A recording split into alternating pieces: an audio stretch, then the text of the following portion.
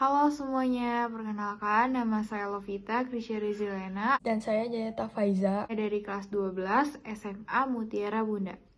Terima kasih kepada para juri dan juga teman-teman yang telah menonton video penelitian kami dari awal hingga akhir.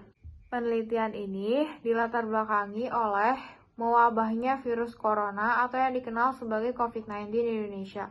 Hal tersebut menyebabkan kebijakan oleh pemerintah untuk memperlakukan protokol kesehatan. Masyarakat diwajibkan untuk selalu memakai masker dan juga menggunakan hand sanitizer. Tidak hanya membeli di toko, tetapi hand sanitizer juga ternyata dapat dibuat sendiri di rumah. Salah satu bahan penting hand sanitizer adalah etanol. Ada bahan yang lebih ramah lingkungan, yaitu bioetanol.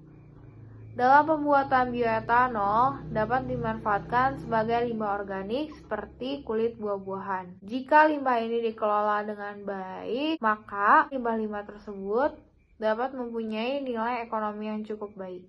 Tujuan dari penelitian ini adalah untuk mengetahui volume starter dan lama fermentasi yang cocok agar pembuatan bioetanol menjadi maksimal dan hand sanitizer yang dihasilkan memiliki kualitas yang cukup baik. Sesuai dengan judul penelitian, kami akan meneliti tentang pengaruh foam ragi tape, Saccharomyces cerevisiae, dan lama fermentasi terhadap produksi bioetanol dari limbah kulit pisang untuk pembuatan hand sanitizer. Bioetanol sendiri merupakan cairan hasil proses fermentasi gula dari sumber karbohidrat selulosa menggunakan bantuan mikroba. Produksi bioetanol dari tanaman yang mengandung selulosa dilakukan melalui proses konversi lignoselulosa menjadi selulosa. Kulit pisang kemudian akan difermentasi menggunakan starter ragi tape atau Saccharomyces cerevisiae. Starter merupakan biakan mikroba tertentu yang ditumbuhkan di dalam substrat atau medium untuk tujuan proses tertentu. Fermentasi berhenti ditandai dengan tidak terproduksinya lagi CO2.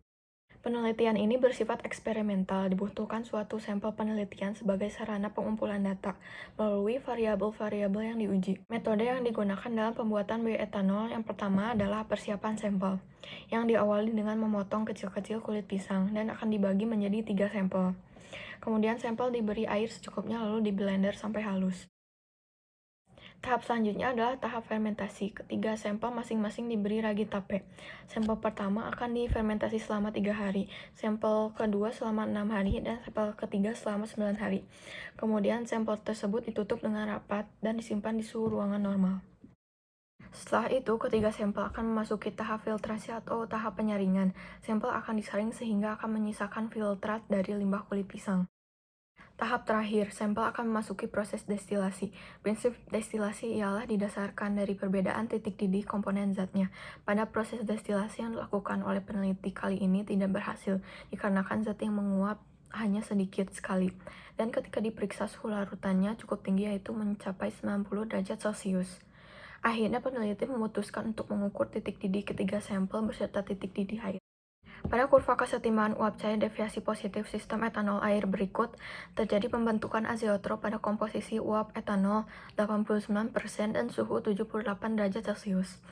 Pada titik itu, kurva uap dan cair bertemu yang berarti uap yang dihasilkan sama dengan komposisi cairan dan pada titik itulah etanol air mulai mendidih. Setelah proses penelitian, dapat disimpulkan bahwa kadar bioetanol yang dihasilkan masing-masing larutan fermentasi limbah kulit pisang berbeda-beda. Kemudian data diambil berdasarkan kurva kesetimbangan uap cair deviasi positif sistem etanol air. Pada sampel kedua dengan titik didih yang telah diukur 367 Kelvin dihasilkan kadar etanol tertinggi yaitu sebanyak 0,21 fraksi mol komposisi uap dan 0,015 fraksi mol komposisi cair. Diikuti dengan sampel ketiga dengan titik didih 368 Kelvin, dihasilkan kadar etanol sebanyak 0,2 fraksi mol komposisi uap dan 0,01 fraksi mol komposisi cair. Kemudian sampel terakhir yaitu sampel pertama dengan titik didih 369 Kelvin yang menghasilkan kadar etanol terendah yaitu sebanyak 0,15 fraksi mol komposisi uap dan 0,01 fraksi mol komposisi cair. Sehingga dapat disimpulkan bahwa agar pembuatan bioetanol menjadi maksimal dan menghasilkan hand sanitizer dengan kualitas baik, yaitu dengan menghasilkan lebih banyak kadar etanol. Sekian yang dapat kami sampaikan. Mohon maaf bila ada salah kata. Terima kasih dan sampai bertemu lagi.